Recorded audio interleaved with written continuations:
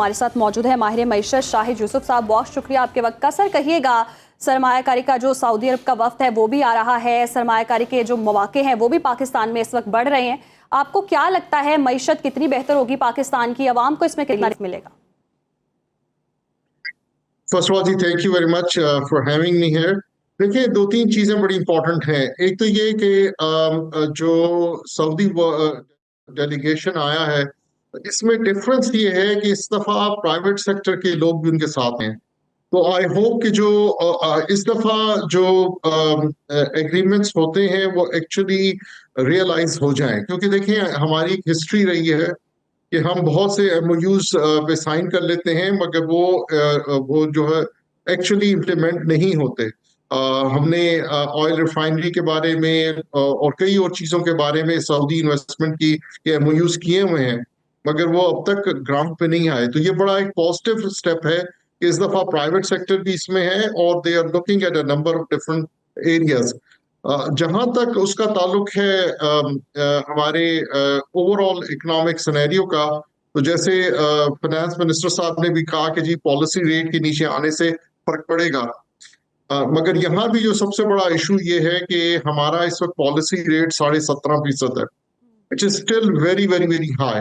हम normally in the past जो था, या तो हेडलाइन इन्फ्लेशन या सॉरी पहले तो कोर इन्फ्लेशन पे जाते थे और फिर उसके बाद हेडलाइन पे जा रहे थे, मगर अब तो इस टाइम पे हमारी इन्फ्लेशन जो है वो सिंगल डिजिट्स में आ चुकी है। तो ये पॉलिसी रेट 17.5% का होना, ये अभी भी बहुत बड़ा एक थ्रेट है।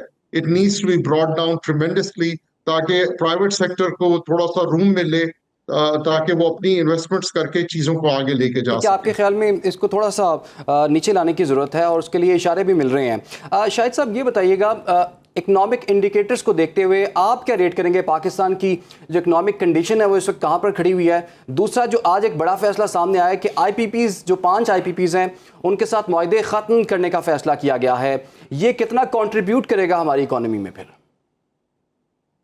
बड़ा ये जी पॉजिटिव स्टेप है, बहुत पॉजिटिव स्टेप है। देखें, आईपीपीस ने इस पूरी इकोनॉमी को बिठा दिया है और जो कॉस्ट ऑफ डूइंग बिजनेस है हमारे पाकिस्तान में, just because of the electricity cost, वो इतनी हाई है कि जो हमारे बेसिक ट्रेडिशनल एक्सपोर्ट के सेक्टर्स हैं जैसे टेक्सटाइल वगैरह, वो बंद हो रहे हैं।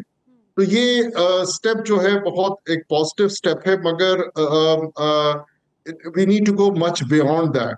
क्योंकि आप ये देखें कि हमारे जो ये 4-5 सिर्फ आईपीपीज नहीं है, बहुत से और आईपीपीज हैं जो कैपेसिटी चार्जेस की मद में हमें बेतहाशा चार्ज करते हैं।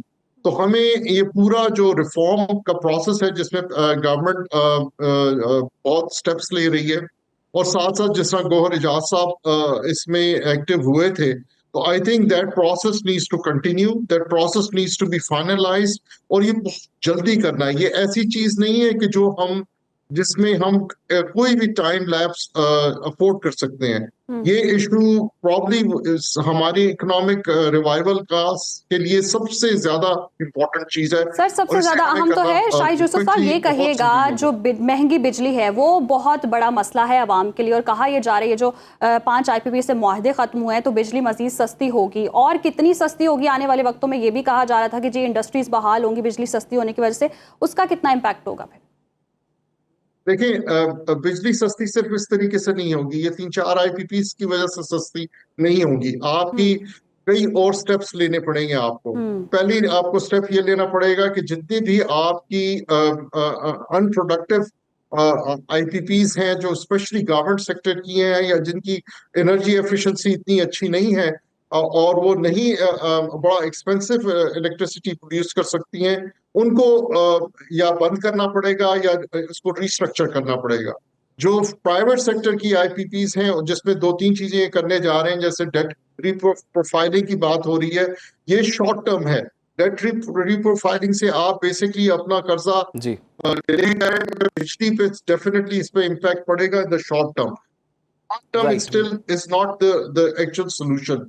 The solution बिल्कुल is कि हमें slowly and gradually in IPPs की जो expensive IPPs हैं उनको उनसे अपनी जान छुड़ानी पड़ेगी। बिल्कुल, ये आम जो नुकता आपने उठाया हमारी, शायद यूसुफ साहब कि imported ग्रेजुअली fuel- जो IPPs हैं, जो दीगर IPPs हैं जो कि बोझ बनी हुई है इस वक्त पाकिस्तान की मईशत के ऊपर, इनसे भी छुटकारा पाना